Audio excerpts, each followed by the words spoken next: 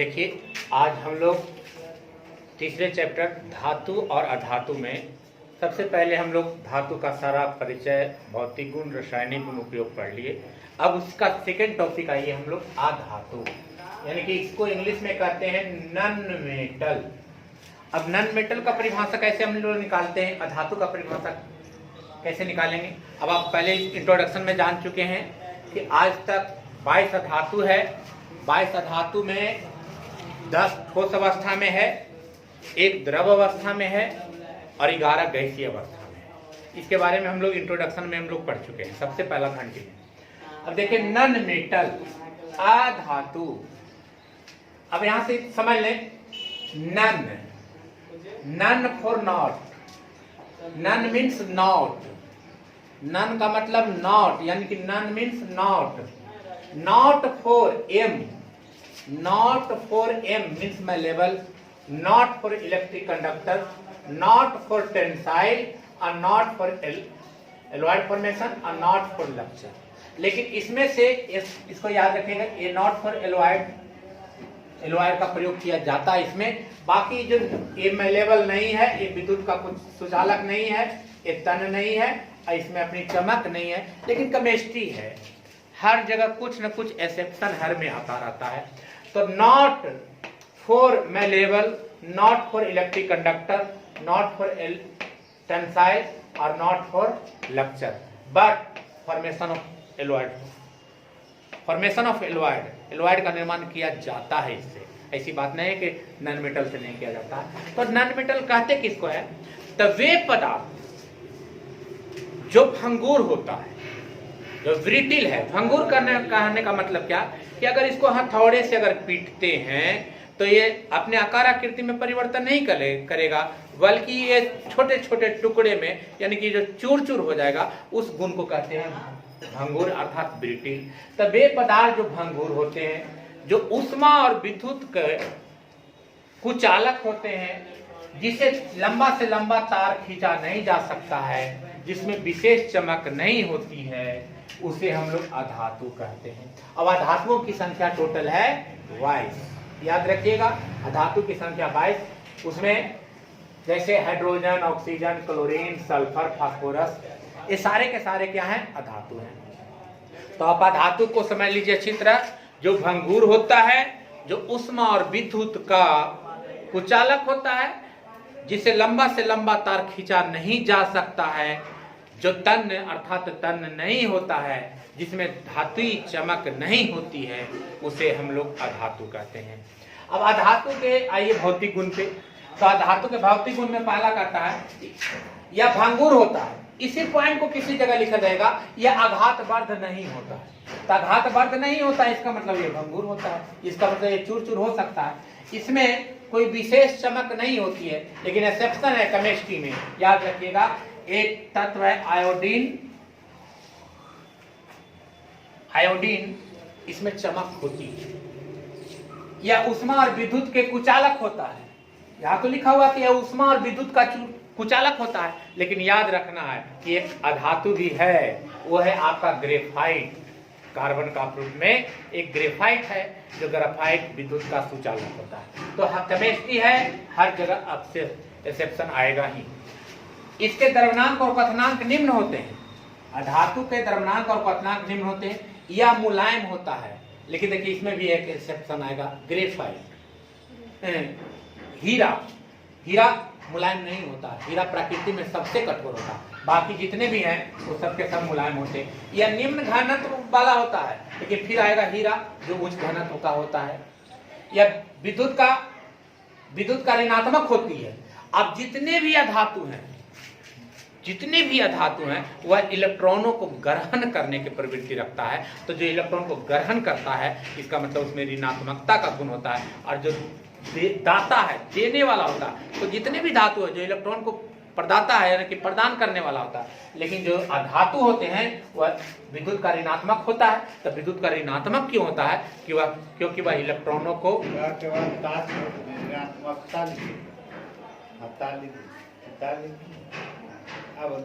यह विद्युत का ऋणात्मकता का गुण प्रदर्शित करता है। क्यों, क्योंकि वह इलेक्ट्रॉनों को ग्रहण करने का प्रवृत्ति रखता है, इसीलिए विद्युत का ऋणात्मक होता है। इसमें धात्विक ध्वनि नहीं होती है।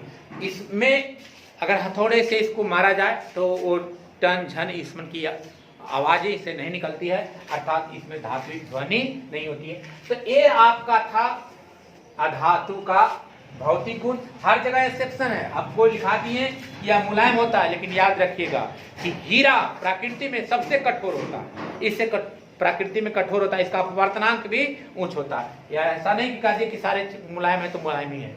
यह निम्न घनत्व वाली होती है, लेकिन हीरा है जो उच्च घनत्व का होता है। यह विद्युत का ऋणात्मकता का गुण प्रदर्शित करता है, इसमें धात्विक ध्वनि नहीं होती है। ये आपका था अधातु का भौतिक गुण। अब हम लोग पढ़ेंगे अधातु का रासायनिक गुण। देखिए अगला अधातु का रासायनिक गुण।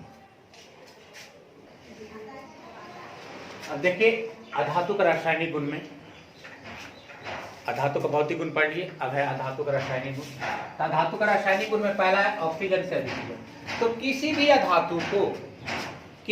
अधातु को अगर ऑक्सीजन से अभिक्रिया कराएंगे तो उस अधातु के ऑक्साइड का निर्माण करेगा, और अधातु के जितने भी ऑक्साइड होते हैं वो अम्लीय प्रकृति को, यानी कि अम्लीय ऑक्साइड बनाएगा। बार बार ऑब्जेक्टिव में एक क्वेश्चन आ जाता है कि धातु के ऑक्साइड, तो धातु के ऑक्साइड जितने भी होंगे वो क्षारीय ऑक्साइड होंगे, और अधातु के जितने भी ऑक्साइड होंगे वह अम्लीय ऑक्साइड होंगे।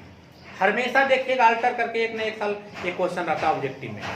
तो जैसे कार्बन को अगर ऑक्सीजन से विक्रिया कराएंगे तो कार्बन डाइऑक्साइड होगा, सल्फर को ऑक्सीजन से विक्रिया कराएंगे तो सल्फर डाइऑक्साइड हो गए। और इसके जितने भी ऑक्साइड होंगे ये सारे के सारे अम्लीय ऑक्साइड है। अगर इसको जल से विक्रिया करा दें तो जल से विक्रिया कराने के बाद ये अम्ल का निर्माण करेगा। जैसे H2O प्लस SO2 अभिक्रिया करके बनाएगा H2SO3। अब इसमें अम्लीय गुण पाया जाता है। उसी प्रकार क्लोरीन से विक्रिया, अगर अधातु को क्लोरीन से विक्रिया कराएंगे तो क्लोराइड का फॉर्मेशन करेगा। जैसे phosphorus P plus Cl2, phosphorus की संयोजकता 3 भी होती है और 5 भी होती है, तब PCl3 भी बनाएगा या PCl5 का भी फॉर्मेशन कर सकता है। तब P प्लस Cl2 PCl3 बनाएगा, H2 प्लस Cl2 HCl बनाएगा। उसी प्रकार जल से अभिक्रिया, तो याद रखना है आपको कि जितने भी अधातु हैं वह जल से अभिक्रिया नहीं करता है। अब बात रही कि जल से अभिक्रिया क्यों नहीं करता है, तो अब देख लीजिए जल यानी H2O समझना है। इसमें हाइड्रोजन को भी अगर इसको तोड़ दें, दोनों को अलग अलग कर दें, तो ये भी आपको आ जाएगा अधातु और ये भी आ जाएगा अधातु।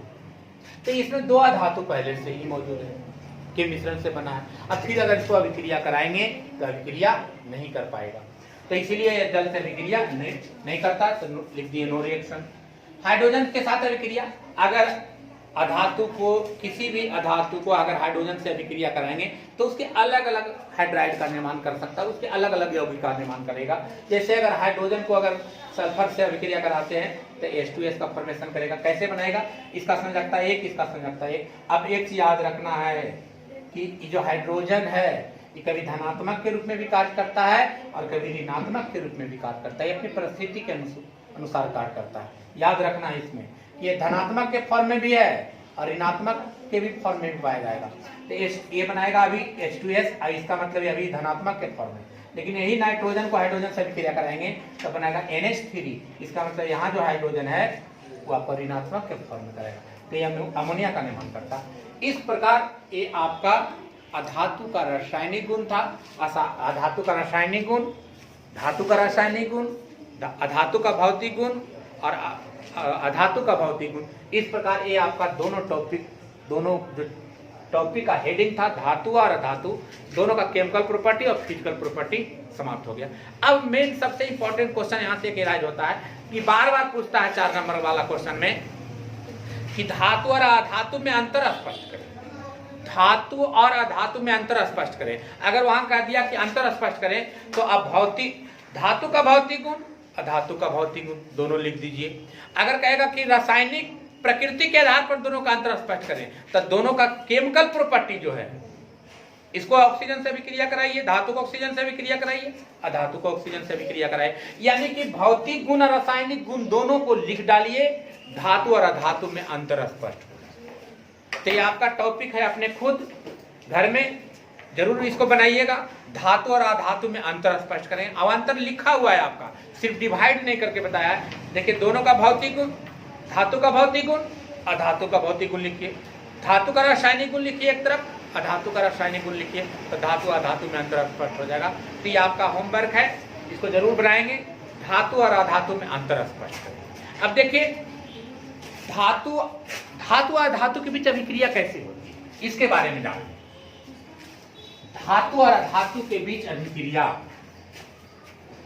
तो 3 पॉइंट आपको डिस्क्राइब करेंगे। धातु और अधातु के बीच में अभिक्रिया में धातु और अधातु के बीच अभिक्रिया,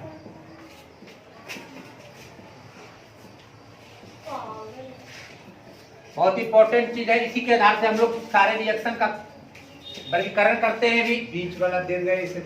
धातु और अधातु के बीच अभिक्रिया, तो धातु और धातु के बीच में अभिक्रिया में पहला पॉइंट हमें, अगर दो धातु अभिक्रिया है, दो धातुओं के बीच अभिक्रिया, तो हमेशा याद रखिएगा कि दो धातु परस्पर कभी अभिक्रिया नहीं करता है।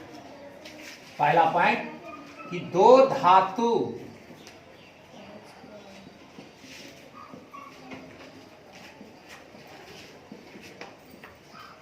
अभिक्रिया नहीं करता है। सबसे इंपॉर्टेंट चीज है दोनों के बीच में समझना। बच्चे इस पे ध्यान नहीं देते हैं, छोटे छोटे पॉइंट रहता है किताब में, ध्यान नहीं दे पाते हैं, उसके कारण हो सकते। तो याद रखिएगा कि दो धातु कभी आपस में अभिक्रिया नहीं करेगा, रिएक्शन कराएंगे। जैसे अगर हम सोना और चांदी दोनों को अभिक्रिया कराएंगे तो अभिक्रिया नहीं करेगा, दोनों आपस में मिलेगा, मिल जाना अलग चीज है, लेकिन रिएक्शन नहीं होगा दोनों के बीच में। अब मिश्र धातु का फॉर्मेशन कर सकता है लेकिन अभिक्रिया नहीं कर सकता। तो पहला पॉइंट है कि दो धातु परस्पर कभी अभिक्रिया नहीं करता है। सेकंड पॉइंट है कि यदि एक धातु और एक अधातु, यानी कि अर्थात धातु और अधातु आपस में अभिक्रिया करता है कि नहीं, तो एक करता है। याद रखिएगा कि धातु और अधातु अभिक्रिया परस्पर कर सकता है। धातु और अधातु अभिक्रिया कर हमेशा आयनिक यौगिक बनाएगा।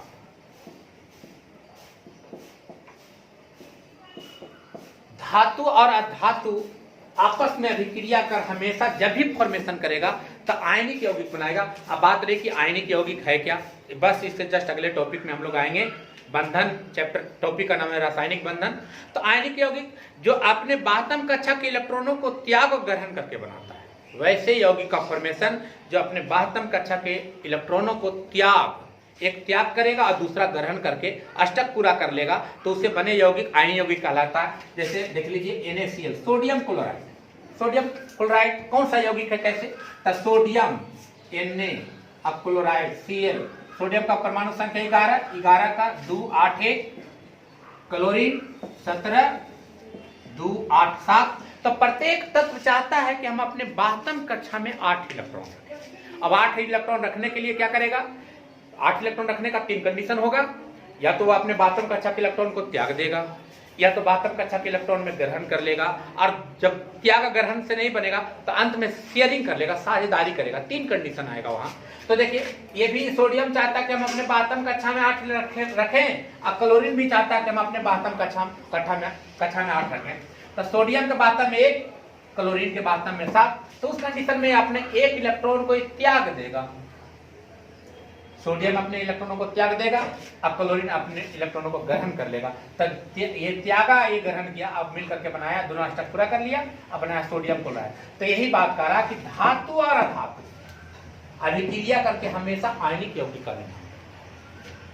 तीसरे पॉइंट में आ जाइए कि जब दो अधातु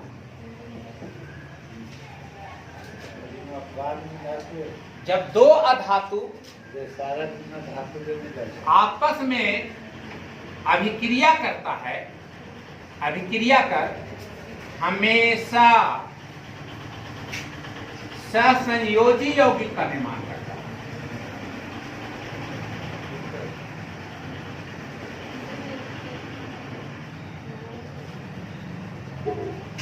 देखिए थर्ड पॉइंट कि जब दो अधातु अर्थात अधातु और अधातु, अधातु प्लस अधातु, यानी कि दो अधातु आपस में जब अभिक्रिया करेगा तो हमेशा सहसंयोजी यौगिक ही बनाएगा, यानी कि साझेदारी करके यौगिक बनाएगा, त्याग ग्रहण करके नहीं बनाएगा। तो ये 3 पॉइंट जो धातु अधातु के बीच में अभिक्रिया था, ये सबसे इंपॉर्टेंट था। याद रखिएगा कि कभी दो धातु अभिक्रिया नहीं करेगा। धातु अधातु जब अभिक्रिया करेगा, एक धातु एक अधातु रहेगा, अभिक्रिया करेगा तो हमेशा आयनिक यौगिक रहेगा। और जब दोनों अधातु होगा तो आयनिक यौगिक नहीं, यह सहसंयोजी यौगिक बनाएगा, साझेदारी का यौगिक बनाएगा। जैसे हम लिखते हैं H2, H2O, Cl2, ये आपस में जितने भी देख रहे हैं उदाहरण, ये आपस में शेयरिंग करके बनाया है। इसके बारे में हम लोग अगले टॉपिक में जस्ट आ रहे हैं कि कैसे शेयरिंग किया, कैसे त्याग ग्रहण किया, डिटेल से हम लोग आएंगे।